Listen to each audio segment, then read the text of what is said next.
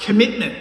What does it mean to you? I was having a think about this morning, just in the gym this morning, thinking about the word commitment. And for me, commitment is it's a verb, it's a doing word.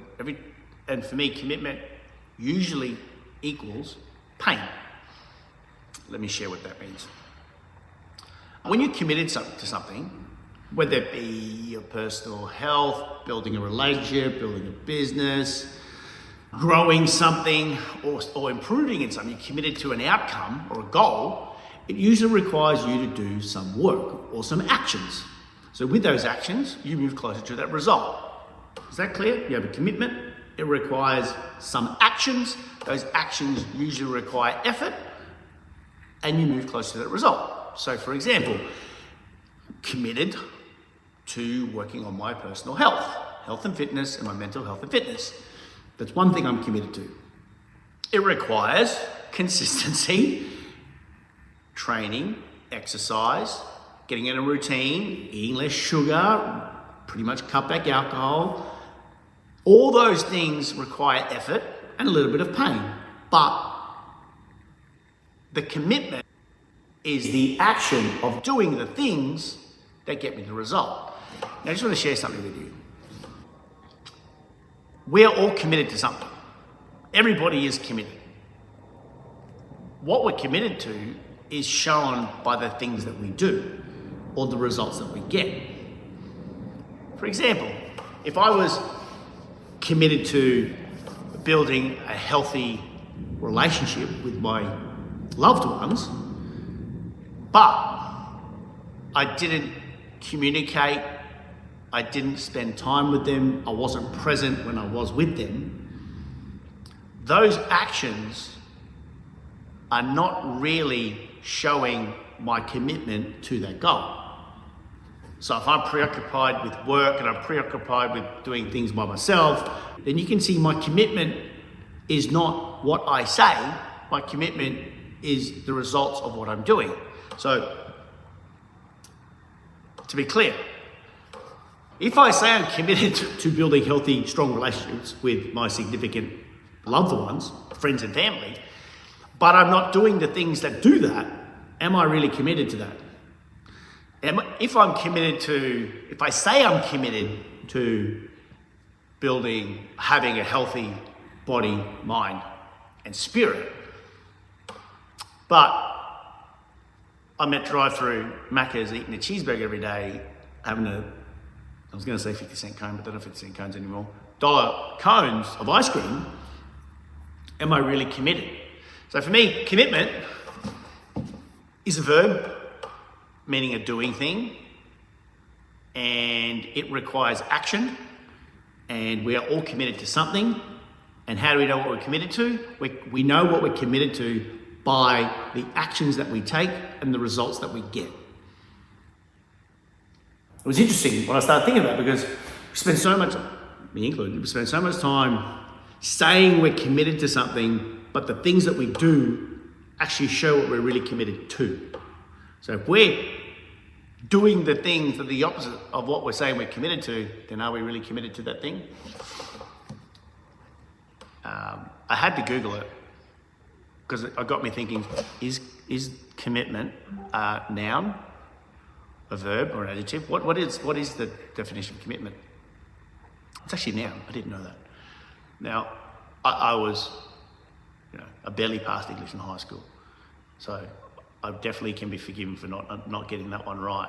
But for my whole experience of the word commitment has always been a doing thing. My commitment towards something involved a level of pain to get through something, to get the result by the actions shown by that commitment. So I would like you maybe just think about when we say I'm committed to improving my business, I'm committed to building healthy relationships, I'm committed to being healthy mentally and physically. Take a step back, look at the actions and the results that you have right now. Does that demonstrate that you are committed, or are you just saying you're committed? I'm guilty as well. I've said I'm committed to lots of things. I'm committed. I have commitment to this thing here, but my actions and results do not show that commitment. So we are all committed. Every person that exists right now is committed. Not necessarily to the thing that they think they're committed to. If you want to know what you're committed to, just look at where you're at. It was more than 10 years ago now, a special person to me, mentor, Marshall Thurber, said, Taz, he asked me a question, Taz, how do you know where you're at? And I went, I don't know. And he goes, by where you're at. We don't have to overcomplicate these things. So, if you are thinking about a goal, an outcome, personal, financial, family, work, business, whatever, have a look at where you are right now and what are the actions that you are taking and the results that you are getting. That will be the best indicator of your commitment level. It's not enough to just say you're committed without looking at where you're at and the results of those actions. Like I said, we're all committed to something. The proof of that commitment is where we're at, the actions we're taking, and the results we have. We can always be moving forward. Progress is good. Interesting, I had to Google the definition of commitment. I started thinking, did I have it all wrong? Or is it just my interpretation of that word? But it's funny the things you think about when you're training, the word commitment. I digress a little bit right now. And when I said a little bit earlier about the word, how for me commitment, because for me commitment is an action, it's a doing thing, equals, doing to equal sign, equals pain. I didn't mean that in a negative context. I meant that in for me, the fact, the reality is when I'm committed to an outcome, it requires me to take action on some activities, hence training, and it hurts. Not just the physical pain of pushing yourself, exerting yourself, but the mental game you have to play with yourself to be consistent every single day you train. The pain of letting go of something, I can stay in bed, I can press snooze, I can do it later, I can go to work, I insert excuse here and not do the thing. Now, I used the gym as an example, but it can be anything. It can be the pain of learning how to understand the numbers in your business. It's not easy. It is painful. It is painful when you're consistently not improving your business. But the going through that pain shows your commitment that you're moving forward to your outcome. So just think about maybe when we decide to be committed to something, what is the price we're going to pay? The pain we're going to have to go through.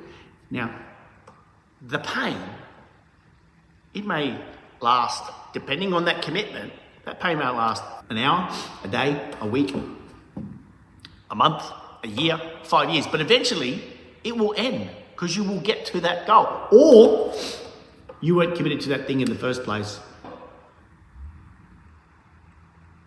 I know for me, I would rather be on the committed boat or at least aware enough that I'm not committed and getting off that boat. I feel being in the middle, as in saying you're committed, but continuing doing the actions and activities that show you're not committed, that is more painful because you'll just keep looping and looping and looping in the middle of nowhere. I feel it's much better to be get out of the boat and go, you know what? I'm not committed to that activity because my actions show that I would rather have a cheeseburger through drive-through Macca's and have that ice cream. So why am I kidding myself? Because you're just telling yourself a story. Anyway, stay cool, be well, and Jim rants. Okay, bye.